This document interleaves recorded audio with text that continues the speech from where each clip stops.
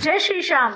मेरा नाम अमिता अग्रवाल और बाय प्रोफेशन मैं डाइटिशियन हूँ, क्लिनिकल न्यूट्रिशनिस्ट हूँ, नेशनल डायबिटीज़ एजुकेटर हूँ और अभी फ़िलहाल क्रॉनिक हार्ट फेलियर काउंसलर के रूप में काम कर रही हूँ। जयपुर की रहने वाली हूँ और जैसे कि अक्सर मैं सोशल इवेंट्स में एक्टिव रहती हूँ तो बहुत से लोग मुझे जानते भी होंगे। वर्सेटाइल पर्सनालिटी है मेरी और इसी बीच लाइफ ने भी बहुत कुछ सिखाया है। हम जब पढ़ाई करते हैं वो तो हम सीखते ही हैं, हमारे स्कूल के जो दोस्त होते हैं, कॉलेज के दोस्त होते हैं, घर परिवार सोसाइटी सब कुछ हमें धीरे धीरे सिखाता जाता है। लेकिन लाइफ में कुछ ऐसे मोमेंट्स आते हैं वो हमें बहुत कुछ सिखा जाते हैं और मैंने अपनी ज़िंदगी से यही सीखा है कि खुश रहो, मुस्कुराते रहो, दूसरों की मदद करो और ख़ुद को भी इस हिसाब से इस्टेब्लिश करो कि कहीं भी जाके आपको ये न लगे कि अरे अब मेरा क्या होगा, क्योंकि लाइफ में स्ट्रगल तो आते ही रहेंगे।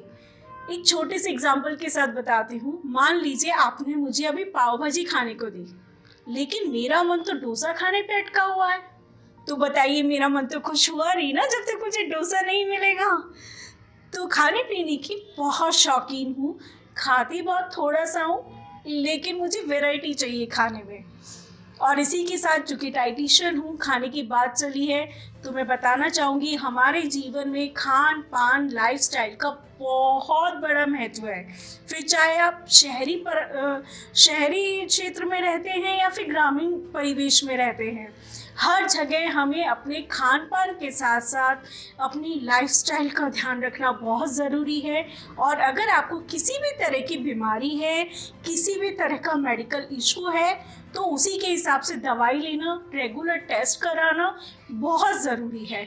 आप अक्सर अपने डॉक्टर के साथ टच में रहिए। टच में रहने का मतलब ऐसा नहीं कि आज आपने टेस्ट करवाया या डॉक्टर को दिखाया और फिर आप भूल गए कि नहीं सब कुछ ठीक चल रहा है, अब क्या ज़रूरत है। नहीं, महीने भर में, 6 महीने में या साल भर में आप अपने डॉक्टर से दोबारा मिलिए। अपनी बॉडी का रेगुलर चेकअप कराना बहुत ज़रूरी है। पहले ऐसा कहते थे कि 7 साल के बाद इंसान बूढ़ा हो जाता है। जी नहीं, आदमी कभी बूढ़ा नहीं होता जब तक उसका दिल जवान हो, जब तक उसकी सोच अच्छी हो। लेकिन चूँकि अब कोरोना के बाद में ऐसी स्थिति हो गई है, हमारा खान पान उतना नेचुरल नहीं है, तो हमें 25 साल के बाद में या 30 साल के बाद में, चाहे आप लड़का चाहे लड़की हो, आप पुरुष हो चाहे महिला हो, अपना रेगुलर चेकअप करवाया कीजिए और अपनी डाइटिशियन से ज़रूर मिला कीजिए। डाइटिशियन का मतलब केवल वज़न कम करना या वज़न बढ़ाना नहीं होता। डाइटिशियन से मतलब होता है कि आप जो खा रहे हैं वो सही खा रहे हैं या नहीं, आप जो खा रहे हैं वो सही समय पे खा रहे हैं या नहीं। तो बहुत सारी चीज़ें हैं जो आपको आपकी डाइटिशियन या आपकी न्यूट्रिशनिस्ट आपको बताएगी या बताएगा। हाँ जी, आजकल पुरुष डाइटिशियन भी होते हैं। पहले का समय गया जब केवल महिलाएं डाइटिशियन हुआ करती थी। और इसी के बीच में आपको बताना चाहूँगी कि महिलाएं आज भी स्ट्रगल कर रही हैं अपनी लाइफ में हर तरह से, चाहे वो 3 साल की बच्ची हो, चाहे वो 30 साल की लड़की या महिला हो, चाहे वो 60 साल की हो। बहुत सारी तकलीफ़ें आती हैं, शारीरिक मानसिक सभी तरीके से। शारीरिक तो आप सभी जानते ही हैं, PMS, PCOD, पीरियड्स इरेगुलर होना या प्रेगनेंसी में बहुत सारे इश्यूज़ कई बार आ जाते हैं। थायराइड तो बहुत नॉर्मल था काफ़ी समय से, लेकिन अब हार्ट इश्यूज़ आना या डायबिटीज़ इश्यूज़ आना भी बहुत नॉर्मल हो गया है। तो आप सभी अपना ध्यान रखें। आप जिस भी उम्र की महिला हैं, आप सभी अपना ध्यान रखें और वहीं अपने घर के पुरुषों का भी ध्यान रखें। पुरुषों से मेरा मतलब केवल वयस्क पुरुष नहीं, छोटे बच्चे लड़के भी हैं, आप उनका भी ध्यान रखें ताकि आपका जो पूरा परिवार है वो बहुत ही स्वस्थ रहे, खुश रहे और विकसित होता रहे समय के साथ साथ। महिलाओं में परेशानियां आती हैं जैसे पिंपल्स हो जाना, मूड स्विंग्स होना, मेंटल स्ट्रेस होना। हम महिलाओं में ना कुदरत ने कुछ ऐसी ही चीज़ की है कि हमें स्ट्रेस नहीं हो तो भी स्ट्रेस हो जाता है कि आज तो कुछ है ही नहीं सोचने के लिए।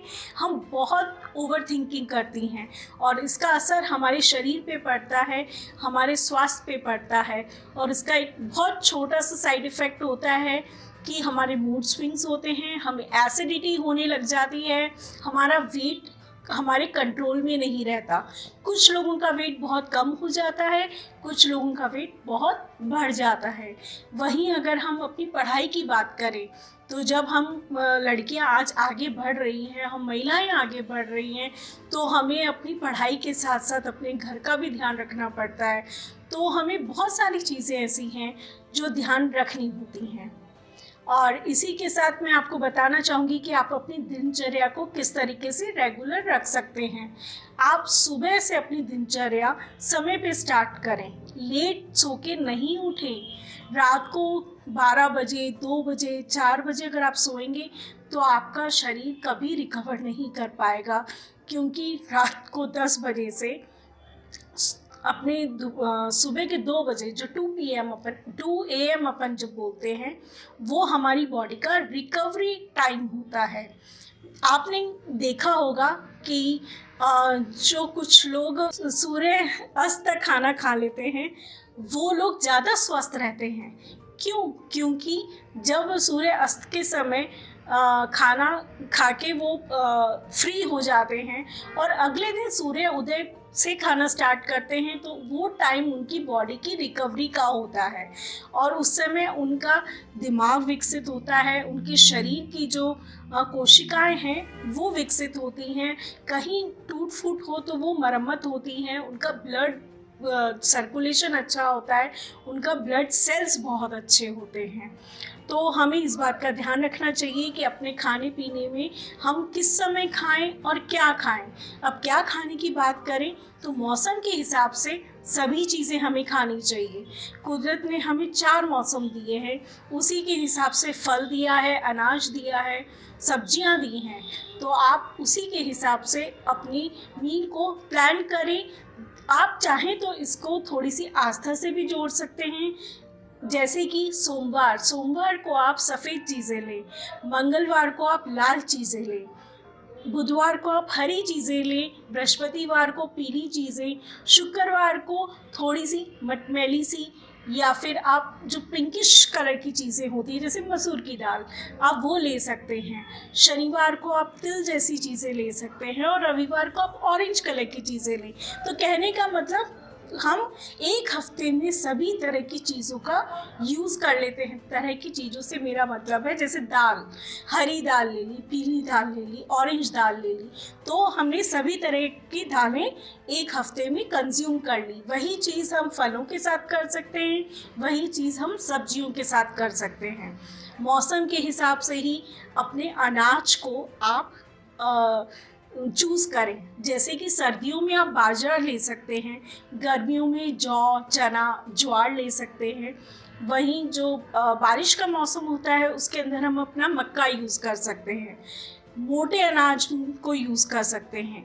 रागी एक ऐसा अनाज है जिसे हम 12 महीने यूज़ कर सकते हैं, क्योंकि जो रागी होती है उसकी तासीर न्यूट्रल होती है, ना वो ठंडा होता है ना वो गर्म होता है, तो हम उसे 12 महीने काम में ले सकते हैं। अब आप लोग सोचेंगे कि रागी तो देखने में भी अच्छी नहीं लगती, खाने में कैसे लगती होगी, हमसे तो खाया नहीं जाता। तो देखिए, आप चूज़ी बनिए, पर इतने भी चूज़ी ना बने कि आप 7 दिन में एक बार रागी नहीं खा सकते। आप रागी का न केवल रागी का आटा लगा के रोटी बनाएं, आप रागी का डोसा बना सकते हैं, आप रागी का ढोकला बना सकते हैं, आप रागी की इडली बना सकते हैं, आप दूसरे आटों के साथ मिला के रागी से बहुत सारी चीज़ें बना सकते हैं, आप केक बना सकते हैं, आप कुकीज़ बना सकते हैं। तो ये मैंने आपको एक छोटा सा एग्जाम्पल दिया रागी का, और आप अपनी सेहत का इसी तरह से ध्यान रखें। और आशा है कि अपनी सेहत का ध्यान रखने के साथ साथ अपने परिवार का, अपने समाज का, अपने देश का ध्यान रखें। अगर हम अपने शरीर का ध्यान रखेंगे तभी हम सभी चीज़ों का ध्यान रख पाएंगे। धन्यवाद। जय श्री श्याम।